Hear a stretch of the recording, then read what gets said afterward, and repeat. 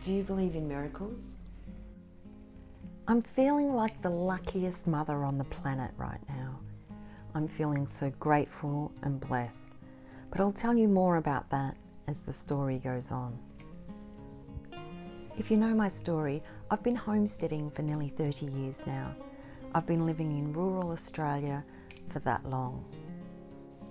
I moved to Moat Cottage about 20 years ago. It's in a small country town, and the nearest big town is about 45 kilometres away. I moved here with my son, Damon, and my daughter, Niki, who you've met in other videos before. They're both adults now, and Niki had moved out for a few years, but she's back again. She moved back in last year, and Damon actually moved out last year, so he's living in the big city now. Apart from homesteading, growing and preserving my own food and medicines, and making my own crafts, I like to be prepared. Now, I'm not preparing for the apocalypse, but life happens, and as you know, everyone lived through 2020, we all know things happen. And you don't have to live in fear, waiting for the next thing to happen, but you can be prepared. You can always have half a tank of fuel in your car so that if you need to go somewhere, you can go somewhere. Having enough food on hand so that you know that if something happens like blackouts or natural disasters or lockdowns, you have got enough food that's going to last you for at least a month. Buying food in bulk, buying food when it's on special, and only buying it when it's on special because you never run out, so you don't have to buy it when it's at full price. That all saves you money. You're also not going to the shops every 2 seconds or even every week because you don't need to. This certainly saves money and time, energy and fuel.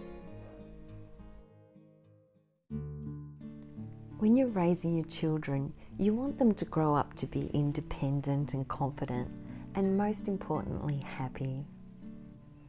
It was important to me that my kids were healthy, honest, compassionate, and I wanted them to follow their own hearts and path in life.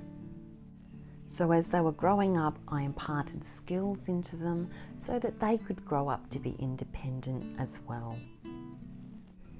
And of course, they had many mentors and teachers along the way as well, helping them to be the best people that they can be. And for that, I am forever grateful. Maybe you're a parent and you have similar goals for your children too. Or maybe you've raised your children and you did have similar goals to me.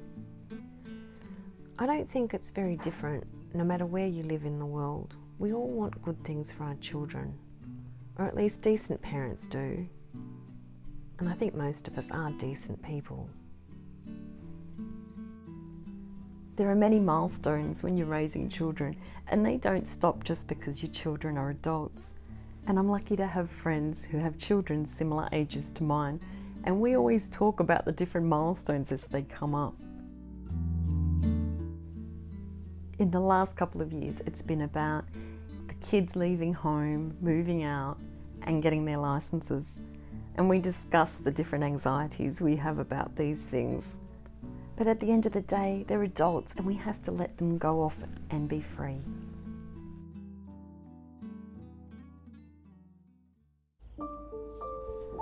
I've got a lot of food coming in at the moment. I need to be harvesting every day, sometimes twice a day. February is usually our hottest month of the year, but January seemed to be quite hot with temperatures in the mid-40s. We had heat waves for quite a few days of that temperature. So it's summer and I've been homesteading like I usually am, and we were about to get a cool change the next day. So I'd finished all my chores for the day and it got to dusk. I'd just locked the chickens up and the ducks. I was expecting Niki to walk in the door any minute. She'd been working and she was finishing up late. So I was expecting her home and she hadn't come home. And then I got a phone call. It's that phone call that you really don't want to get. But I was grateful that I wasn't getting a knock on the door by the police. It started off with dead silence, and then when she eventually started to talk, she said, "Mum, I'm okay." And that's when she told me that she'd crashed her car. I was the first one on the site. It took me about 20 minutes to get to her, and this is what I saw when I pulled up. She'd been driving on one of those back narrow dirt roads with gum trees either side, and she'd come over a rise in the road and there was a big kangaroo in the middle of the road. She decided to avoid him and she lost control and hit the tree. Thankfully she had already dropped her friend off and she was the only one in the car and she was okay. She has no major internal damage and no broken bones. I don't even know how anyone could walk away from an accident like that, but I'm telling you, I am the most grateful mother on this planet right now. Niki's doing really well. She's got some bruises and she's a little bit sore, but she's managing really well.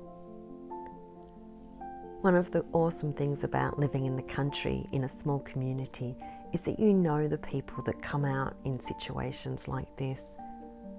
The fabulous tow truck mechanics, the ambulance officers, and our friends that came out to help support Niki. And of course, family and friends who've rallied around her since. There are so many things for me to be grateful for. I'm grateful that my daughter's alive. I'm grateful that a few months ago I was able to harvest St Johns Wort and make tinctures, so that I've got tinctures on hand to heal her face now. And it's healing up nicely. Niki is home, and as of today, life is back to normal. She has some cuts and bruises, but is doing really well.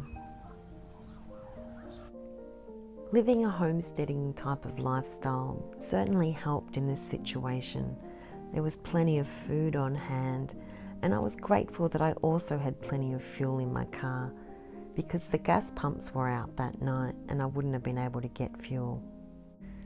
I certainly do believe in miracles, and I always have. And I hope that wherever you are, that you're safe and your family's safe, and that miracles happen to you too. Thanks for watching. I'll see you in the next video.